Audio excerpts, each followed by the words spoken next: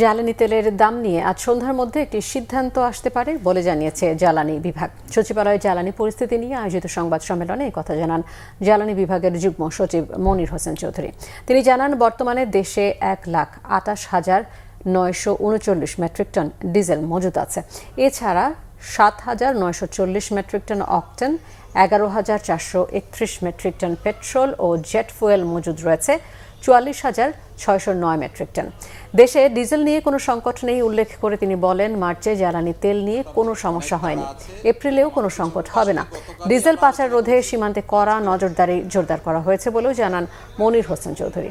তিনি বলেন, জ্বালানি বিক্রিতে একটি অ্যাপ তৈরি করছে সরকার। সপ্তাহখানেকের মধ্যে সেটির পরীক্ষামূলক ব্যবহার শুরু হবে। ডিপো থেকে পাম্পে তেল কম সরবরাহ বা তেল দেওয়া হচ্ছে না এমন কোনো অভিযোগ পাওয়া যায়নি উল্লেখ করে তিনি আরও জানান, সোমবার সারা দেশে অভিযানে অবৈধভাবে মজুত করা 87,700 লিটার জ্বালানি তেল উদ্ধার করেছে সরকার। সব মিলিয়ে এখন পর্যন্ত 2,96,000 লিটার জ্বালানি তেল উদ্ধার করা হয়েছে। আমাদের কোনো সংকট নেই। এপ্রিলের একদিন আগে দাঁড়িয়েও আমি বলছি আপনাকে, ইনশাল্লাহ কোনো অসুবিধা নেই।